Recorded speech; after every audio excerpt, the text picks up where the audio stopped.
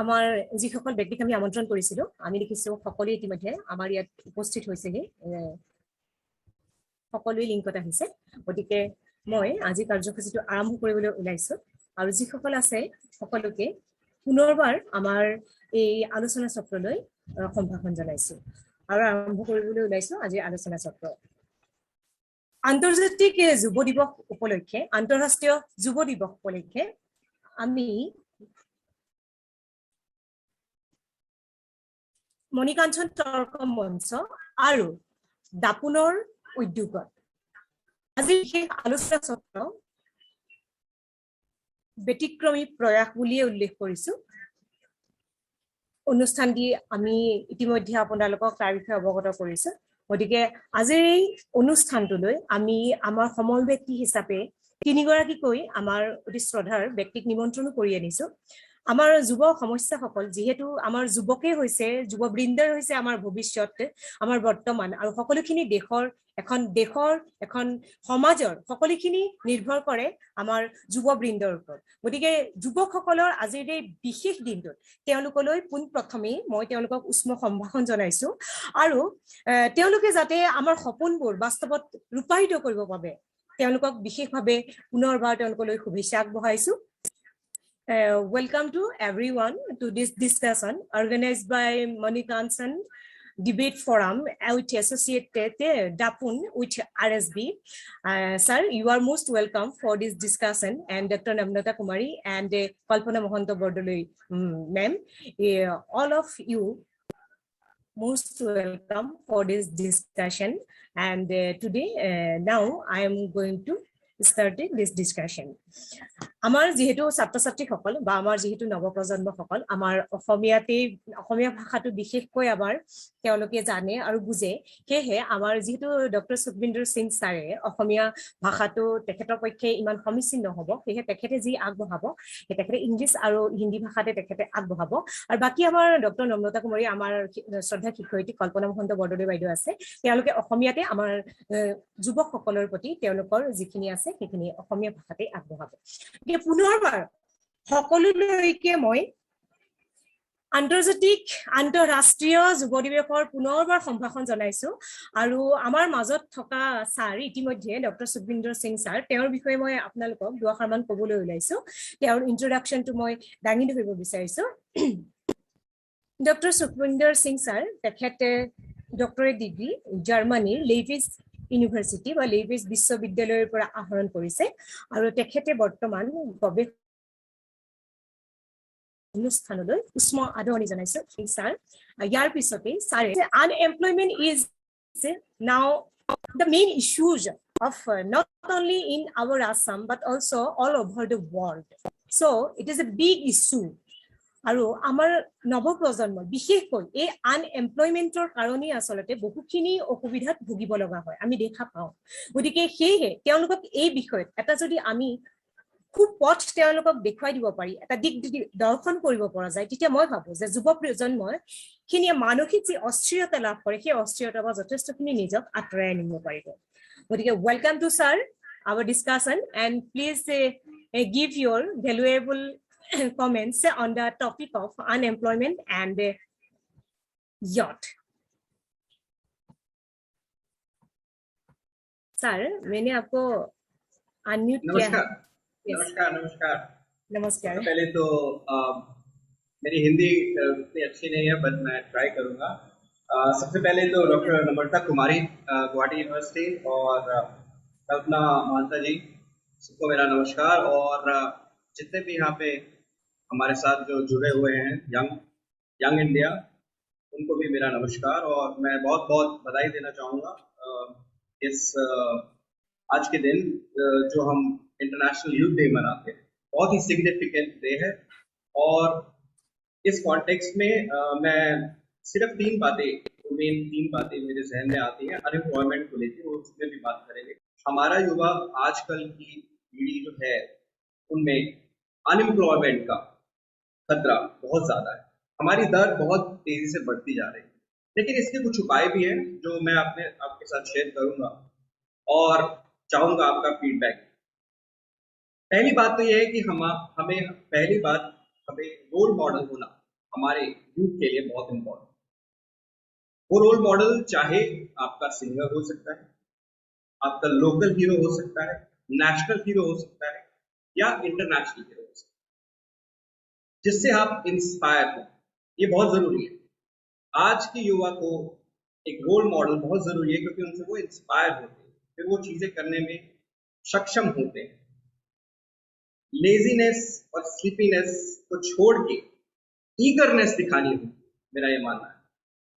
और इसके बाद एक और बात मैं छूना चाहता हूँ, जो अनएम्प्लॉयमेंट के जरिए से है, जो ब्रेन ड्रेन हमारा इंडिया में होता है। जैसे आपने देखा होगा बहुत सारे युवा, जिसमें से मैं भी शामिल हूँ, लेकिन अब मैं वापस आ गया, कि यहाँ से पढ़ाई करके बाहर की देशों में जाके वो अपना नाम कमा।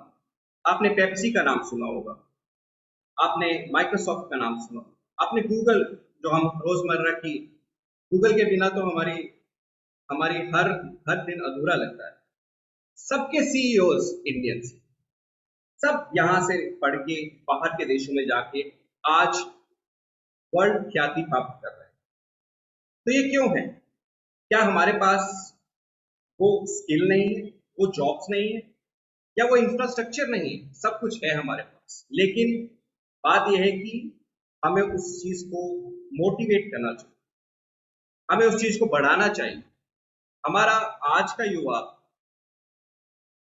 ग्रेजुएशन करने के बाद पोस्ट ग्रेजुएशन के लिए जाता है, लेकिन स्किल डेवलपमेंट नहीं हो पाता, ट्रेनिंग नहीं हो पाती, पब्लिक स्पीकिंग, पर्सनल ब्रांडिंग, ये सब नहीं कर पाते, जिसकी वजह से वो आने वाली चुनौतियों का सामना नहीं कर पाते, और कई बार निराशा भी आ जाती है। लेकिन इसका तोड़ ये है कि हम अपने आप को इस तरीके से, इस ढंग से ट्रेन करें, ताकि आने वाली किसी भी चुनौती का हम सामना कर सकें, चाहे वो एकेडमिक फील्ड में हो या नॉन एकेडमिक।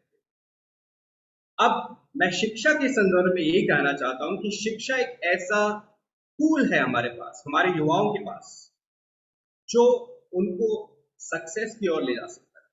आसाम में, चाहे वो नॉर्थ ईस्ट में हो, चाहे वो देश के किसी भी कोने में हो, शिक्षा ही सर्वगुण संपन्न पर्सनैलिटी बनाती है। मुझे लगता है कि आजकल के टाइम में हमारा जो कपल यूथ है, वो हमेशा ही एक बिजीनेस के लिए लड़ रहे हैं, चाहे वो बड़ी बड़ी सिटीज हो, चाहे बैंगलोर हो, हैदराबाद हो।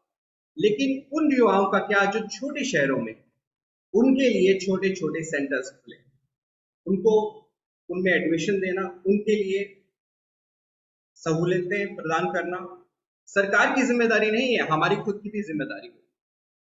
एक एक्सपेरिमेंट मैं आपको बताना चाहूंगा। आपने घर में जाइए, मोहल्ले में जाइए, मोहल्ले में देखिए कि आपके मोहल्ले में, फिर देखिए कि उनमें से कौन कौन काम कर रहा है, किस किस के पास स्किल है। ऐसे ही आप मोहल्ले से जिला, जिला से राज्य, राज्य से पूरा राष्ट्र देखिए, तभी हम विकसित हो सकते हैं।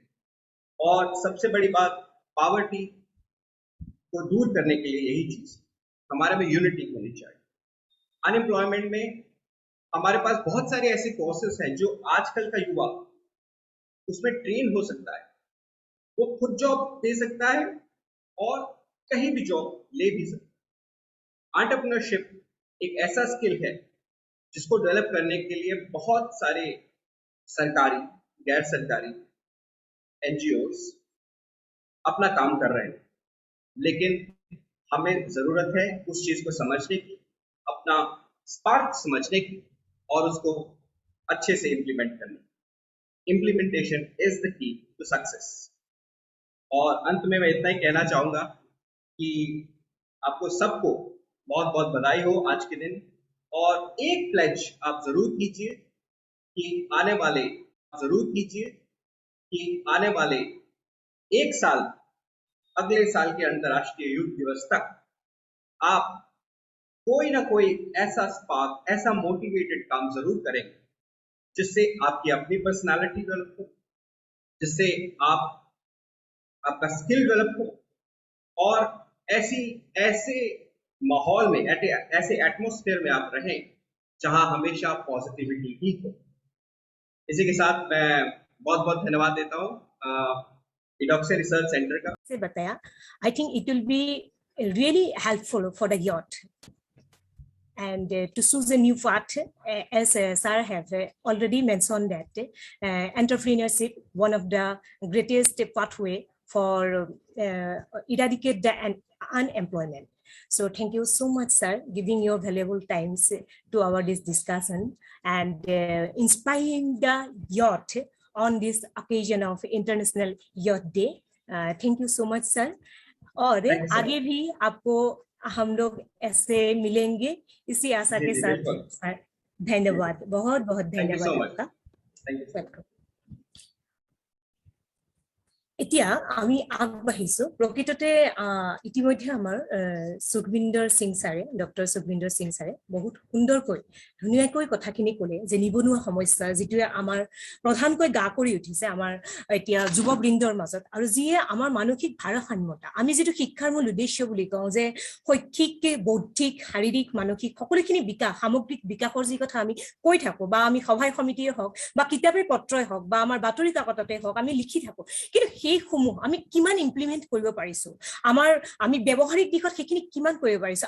আজিৰ বিশেষ দিনটোত আমি সেইকাৰণে আজিৰ এই বিশেষ দিনটো বাছি লৈছো কিয়নো আমাৰ যুৱ প্ৰজন্ম হৈছে আমাৰ এখন দেশৰ, আমি জানো যে সমাজৰ কামিহাৰ স্বৰূপ, গতিকে তেওঁলোকে এখন সমাজ পৰিৱৰ্তন কৰিব পৰা তেওঁলোকৰ শক্তি থাকে। গতিকে সেই শক্তিখিনি যদি আমি আমাৰ প্ৰকৃত দিশটোত যদি আমি সেইখিনি ইউটিলাইজ বা সেইখিনিক যদি আমি ব্যৱহাৰ কৰিব নোৱাৰো, তেতিয়া এখন দেশ বা এখন ৰাষ্ট্ৰ কেতিয়াও উন্নতি সাধন কৰিব নোৱাৰে। গতিকে এইখিনিতে মই ইন্টাৰনেশ্যনেল ইয়থ ডে বা আন্তঃৰাষ্ট্ৰীয় যি আমাৰ যুৱ দিৱস তাৰ হিষ্ট্ৰীৰ বিষয়ে অকমান আপোনালোকক ক'ব ওলাইছো যে পোন প্ৰথমে এই ইন্টাৰনেশ্যনেল ইয়থ ডেৰ কথাটো প্ৰকৃততে ধাৰণাটো আহিছিলে ইউনাইটেড নেশ্যন চিষ্টেমৰ ৱৰ্ল্ড ইয়থ ফৰামৰ যি যুৱ সংস্থাটোৰ প্ৰথম যিখন সন্মিলনী হৈছিলে আৰু যিখন সন্মিলনী অনুষ্ঠিত হৈছিলে অষ্ট্ৰিয়াৰ ভিয়েনা।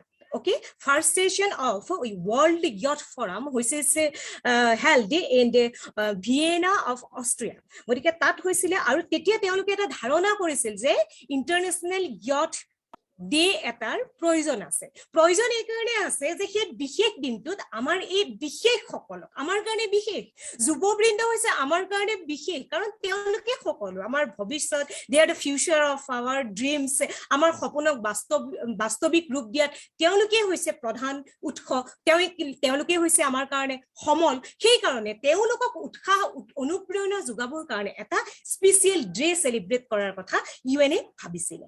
আৰু সেই ভবা অনুসৰি 1998 চনত in 1998 যুৱসকলৰ বাবে যিসকল মন্ত্ৰীৰ দায়িত্বত আছিল সমগ্ৰ বিশ্বৰ, সেই মন্ত্ৰীসকলৰ যি সন্মিলনী হৈছিলে, সেই সন্মিলনীত তেওঁলোকে ইন্টাৰনেশ্যনেল ইয়থ ডে হিচাপে 12 আগষ্ট তাৰিখটো তেওঁলোকে বাছনি কৰিছিলে।